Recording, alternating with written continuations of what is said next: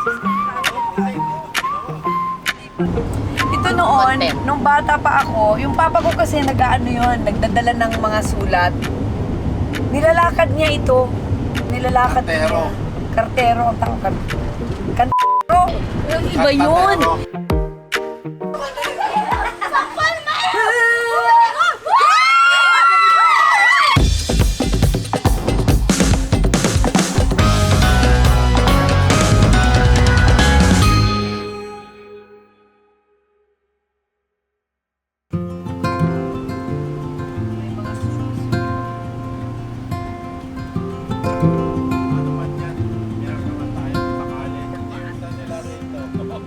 Kami po ay papuntang Bunawan sa bayan na aking sinilangan. Oo, punta kami, sandali lang kasi si Tata, yung driver namin, ay masaya kasama. Tubo lang yan. Bisitahin na namin yung place kung saan ako lumaki, na hindi na ako ngayon doon. Sana makahanap kami ng community na mabuo. Kasi sa Bunawan mismo, na kami, kalat-kalat na kami. Wala ka nang makita.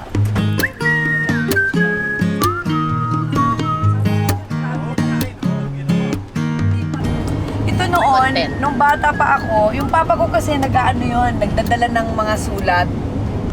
Nilalakad niya ito. Postman. Postman siya, nilalakad niya. Kartero ang tawag. Iba yun. Iba yun. Oo, naku, off the record ka na naman. Grabe ka. Tut-tut yan, tut-tut. Kantero! Kantero! Kantero!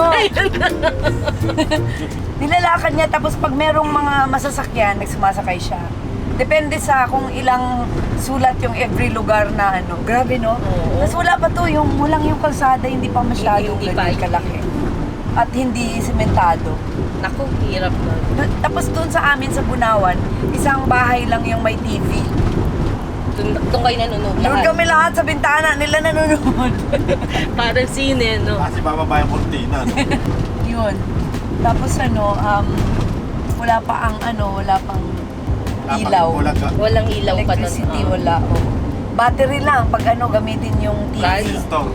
Radyo, ganyan, transistor. Nung lumaki na ako, nakabili na yung mama ko ng transistor radio. Kaya ako na kilala si Nora Honor. Nadinig mo na. Oo, kasi sa radio yun. Nora Honor. Walang iba lang.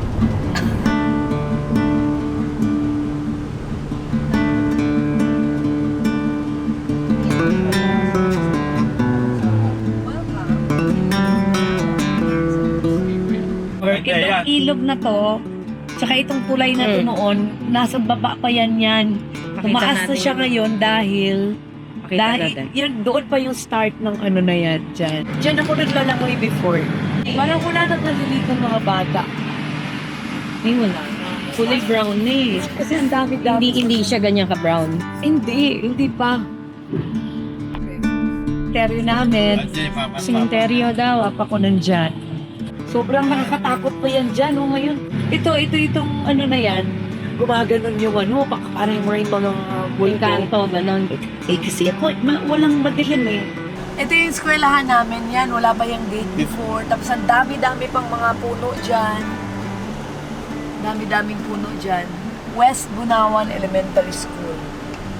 Kasi parang ngayon ang ganda-ganda. Lumaki talaga siya.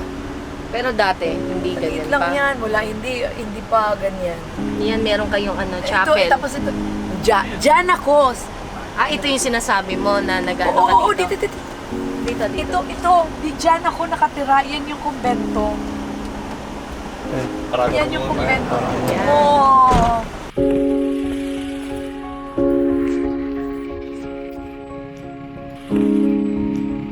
Sure. Ganun pa rin yung ganun pa rin yung upuan. Sira-sira na. St. Joseph, St. Joseph Parish ito. Tapos, ito yung kumbento. Nung bata pa ako, parang, laki-laki niyan. Tapos, naglilinis ako dito hanggang dito sa church. Tingnan mo yung ano kaya kung dito?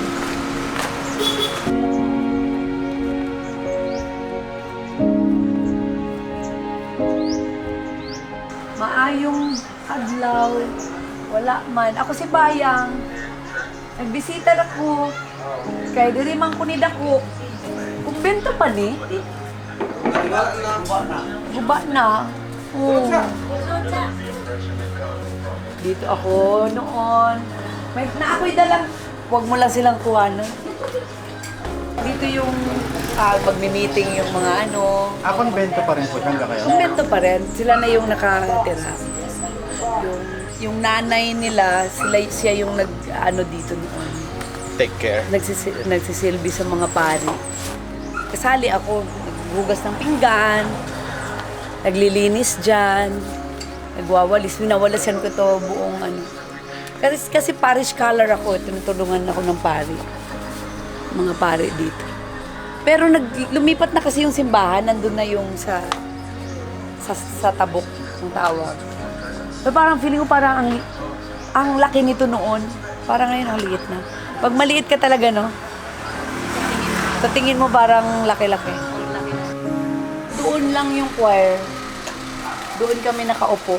Every time. Oh my gosh. Grabe. So, dyan po yung pagkakwire ninyo. Oh, maliit pa ako dyan. Sumasama ako sa nanay ko pag ano. Sumasama ako pag nagtumutugtog. Tapos, yung bahay namin noon ito. Bahay namin yan.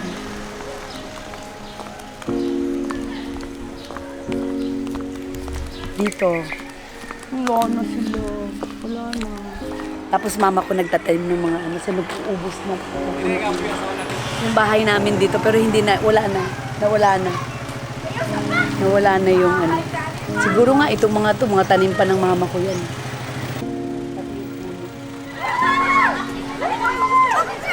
Yes, ilagay mo sa ako. Among balay diya atong una. Oo. Apo man yung sarapin asin. Ay! Mga pariente ko. Kasi mga asis.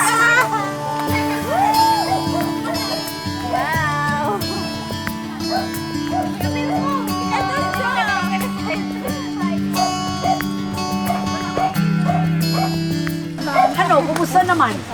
Puno na ba? Puno na.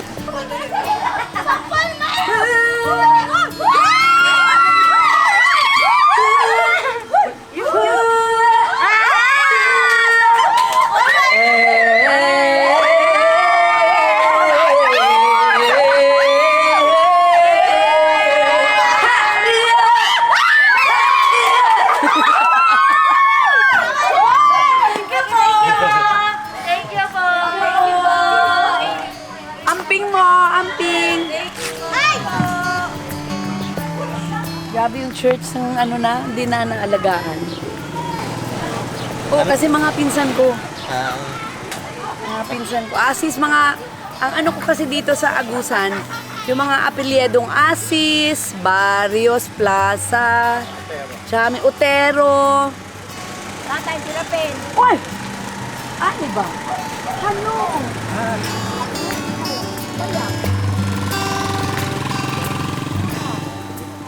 First cousin ng mama ko, mga Asis. Sa side ng Asis na ungkol. Ano na? Ano mo na?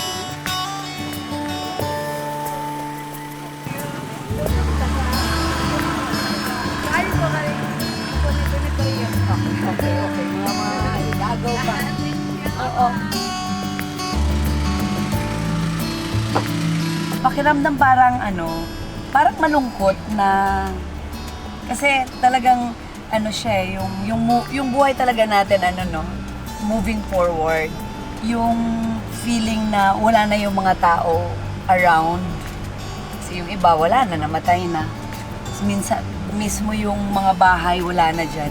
So, minsan talaga yung the material things at saka yung pinaka-importante pa rin yung relationship mo sa mga tao mo. Connection. Yes. Punta tayo sa bahay namin para makita niyo yung bahay namin.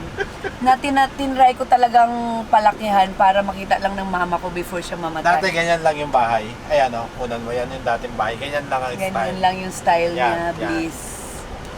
Tapos, nung nagkasakit yung mama ko, sabi ko, para ma-feel naman niya na Sorry. Ayan. Na-feel naman niya na love siya masyado.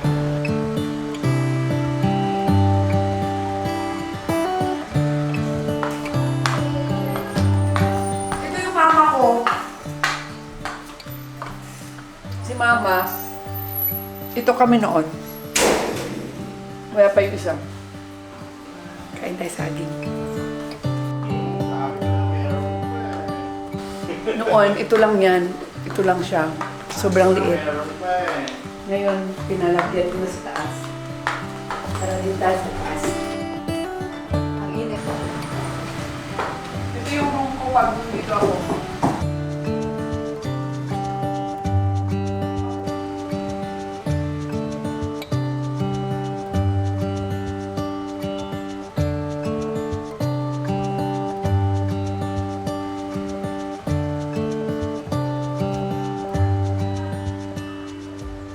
Mas gusto ko dito tumira. May. Mas malaki yung bahay. Sarap pag tumira talaga sa probinsya. Sobrang laki. Pwede mag-workshop dito, no? Oo, pwede. Sabi ko pwede mag-workshop. Pwede ka mag-ano ng mga bata dito.